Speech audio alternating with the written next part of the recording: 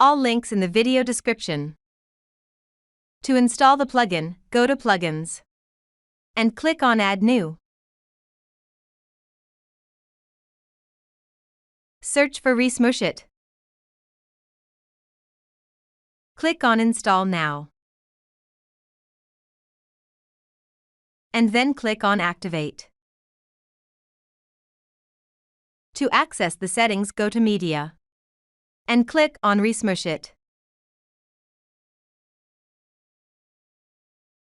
Keep the default image quality value and leave Optimize on Upload and Enable Statistics selected. And save your changes. reSmush.it will detect the number of images that need to be optimized. To optimize them, click on Optimize All Pictures. It may take some time depending on the number of pictures. Additionally, you can go to Media